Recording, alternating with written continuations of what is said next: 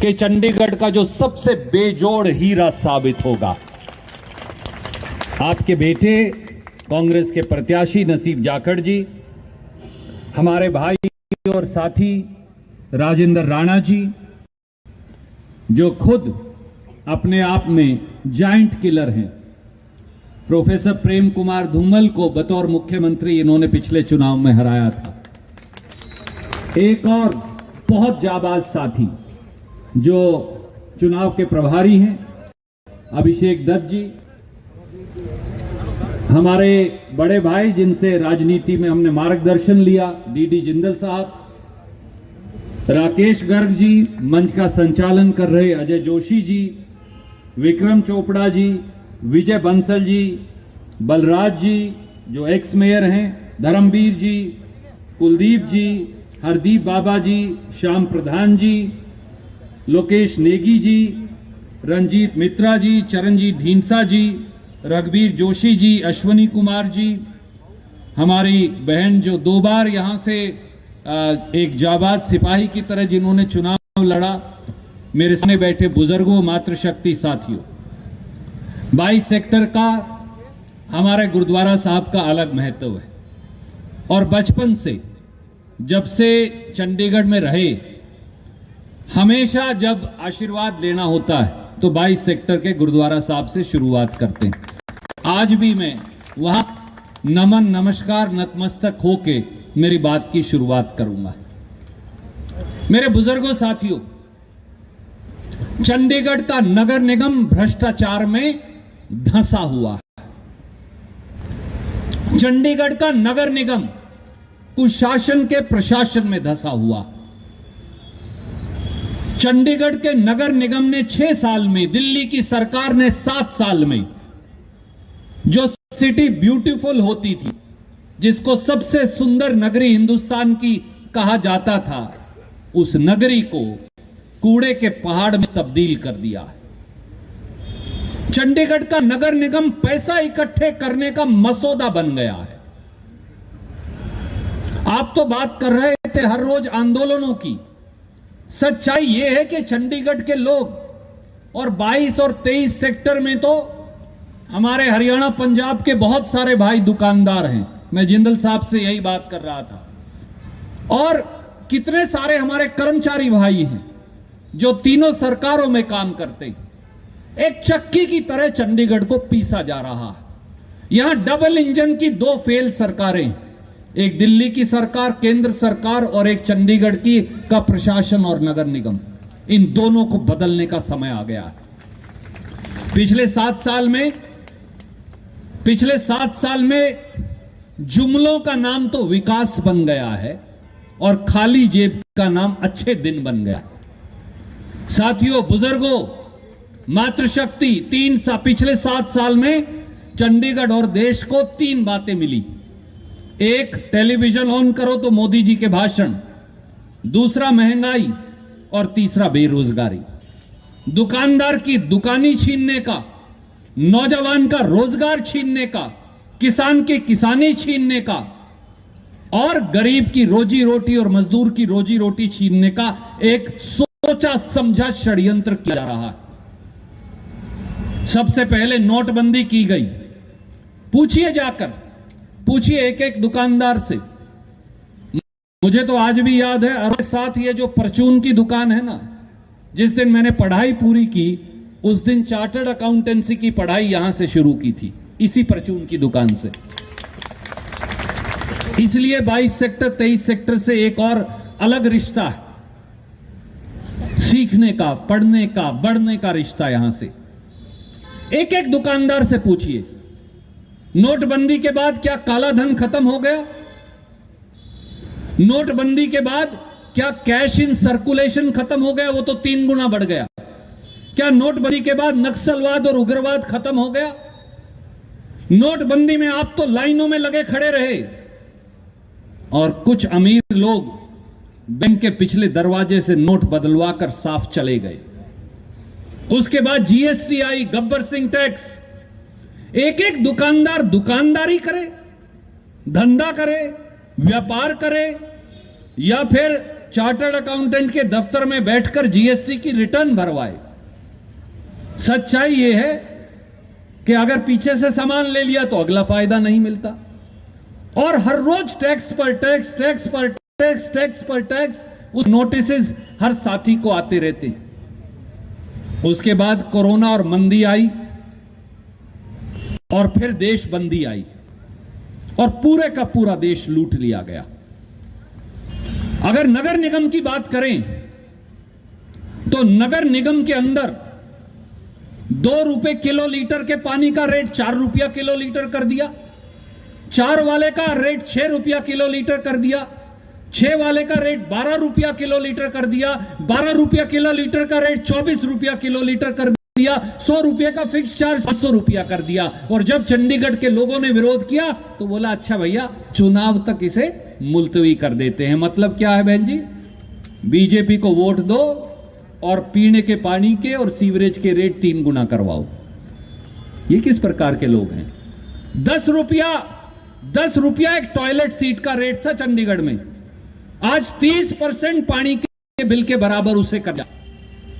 और मैं पीछे किस साथी को दिखाया भी था, मैं अब नवंबर का बिल लेकर आया हूं यहां 22 सेक्टर के एक साथी का, आज भी उसके अंदर वही पुराने रेट लिखे हुए हैं। यह एक कटु सत्य इस शहर का है। शहर 500 टन कूड़ा हर रोज निकालता है। एक साल में 2 लाख टन कूड़ा हम बाहर फेंकते। 6 साल में बीजेपी ने 12 लाख टन कूड़ा डड्डू माजरा में इकट्ठा कर दिया। आज वहां 15 लाख टन से ज्यादा का कूड़ा, पर 3 साल से कूड़ा संशोधन षड्यंत्र चलता नहीं, क्योंकि नगर पालिका ने उस पर ताला मार रखा है रिश्वत लेकर। 24 करोड़ रुपए की लागत से कूड़ा उठाने के लिए चंडीगढ़ का एक कंपनी को बाबूजी ठेका दे दिया, और उसके बाद क्या किया, पिछले 2 साल में 3 बार आग लगा दी बहन जी, ताकि कितने लाख कूड़ा जल गया टन और कितने लाख उठाया गया इसका कभी पता ही ना चल सके।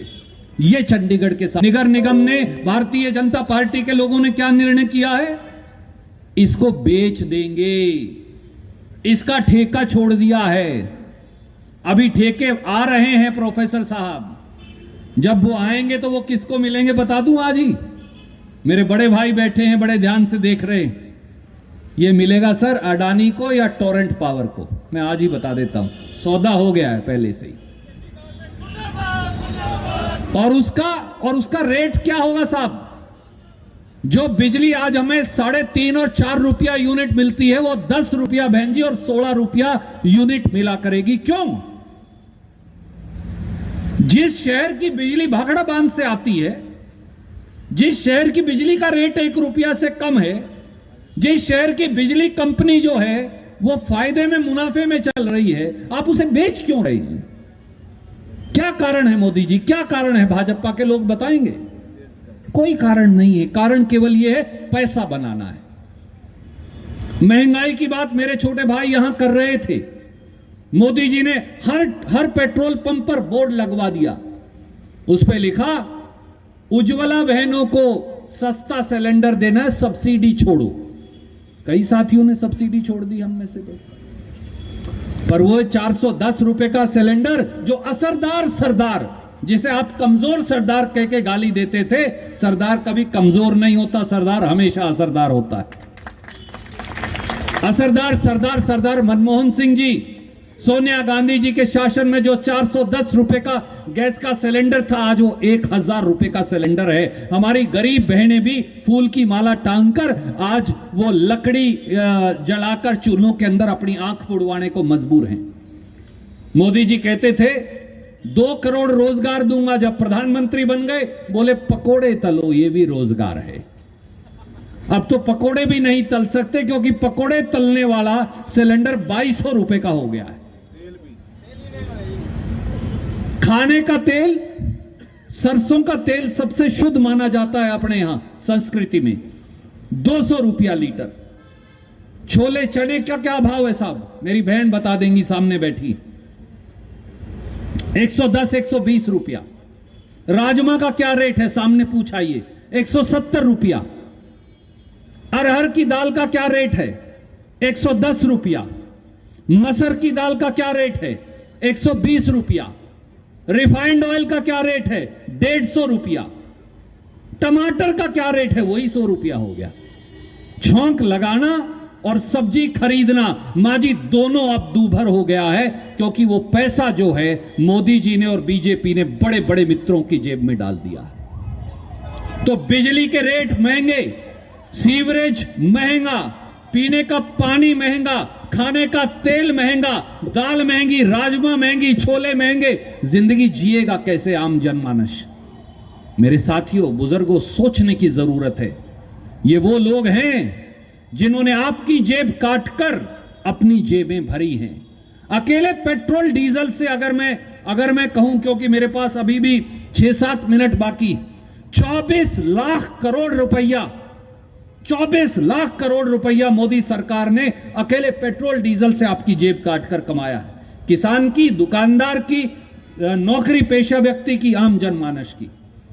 मैं 2 अगर आपको उदाहरण दूं, 3 रुपया 56 पैसे डीजल पे टैक्स लगाते थे सरदार मनमोहन सिंह। आज हिमाचल का चुनाव हारने के बावजूद भी 23 रुपया डीजल पे टैक्स लगाते हैं मोदी। 23 रुपया, 3 रुपया 56 पैसे बनाम 23 रुपया। पेट्रोल पर 9 रुपया 20 पैसे टैक्स लगाते थे सरदार मनमोहन सिंह। 10 रुपया कम भी कर दिया, उसके बाद भी 27 रुपया पेट्रोल पर टैक्स है। बाबूजी, जब $108 कच्चा तेल था तो सरदार मनमोहन सिंह बजट से पैसा डालकर 70 रुपए में पेट्रोल और 56 रुपए में डीजल बेचते थे। चंडीगढ़ में तो आज भी सस्ता है, परंतु आज भी 94 रुपया पेट्रोल का रेट है और 81 रुपया डीजल का रेट है। क्यों? क्या जवाब दे सकते हैं भारतीय जनता पार्टी के लोग? हम घर घर से कचरा उठवाते थे 2015 तक, हर दुकान से कचरा उठवाते थे, हजारों लोगों को नौकरी मिलती थी, छोटी छोटी रेहड़ियों पर कचरा इकट्ठा हो जाता था। क्या किया भारतीय जनता पार्टी के मेयर ने? क्या किया उस व्यक्ति ने जो आपकी वोट मांगने आया? उन्होंने 600-700 गाड़ियां खरीद ली। उन सारे मजदूरों की रोजगार चला गया। जो 15-20 करोड़ में कूड़ा इकट्ठा होता था, आज वो 55 करोड़ में इकट्ठा होता है। 55 करोड़ रुपए में इकट्ठा होता है और वहां जाकर पहाड़ पे ढेर लगा देते हैं। जिस पहाड़ के ऊपर, कूड़े के ऊपर हमने उसे समतल बनाकर कभी क्रिकेट का मैच करवाया था, आज वहां से कौवे और चील उड़ने से डरते हैं, क्योंकि इतनी दुर्गंध वहां फैल गई है। ये है चंडीगढ़ आज का।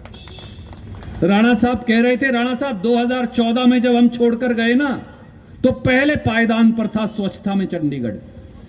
आज 2021 में 66वें पायदान पर है। ऐसे मेयर को वोट देने का भी कोई लाभ है, जिसने 1 नंबर के शहर को 66वें नंबर पर लाकर खड़ा कर दिया? मेरे साथियों, दोस्तों, भाइयों, हमने हमेशा अहंकारों से लड़ाई लड़ी है। 1.25 लाख तो एक लड़ावा ते गुरु गोविंद सिंह नाम कहावा।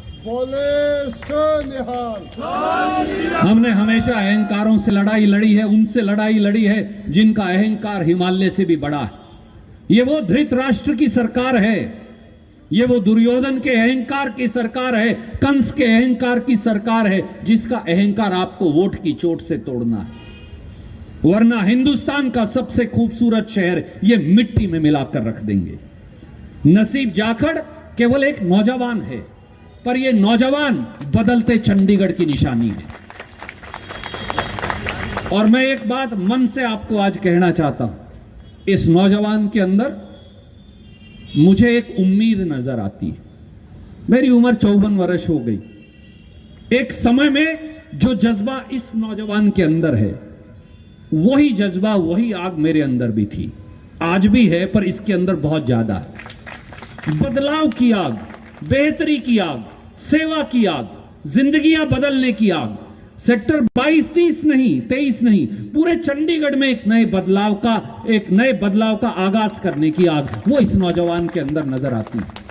और इस नौजवान को सोनिया गांधी जी ने, राहुल गांधी जी ने, प्रियंका गांधी जी ने, पवन बंसल जी ने और अभिषेक जी, राणा जी, जिंदल साहब, ये सब साथी बैठे, ऐसे नहीं चुना कि क्योंकि ये इंटक के अध्यक्ष हैं इसलिए चुना कि इसमें संघर्ष का मादा है, ये लड़ जाएगा, भिड़ जाएगा, आपका सर नहीं झुकने देगा, सर कटा लेगा, छाती पर चोट खाकर आएगा, पीठ कभी नहीं दिखाएगा। ये हमारा वचन संकल्प है।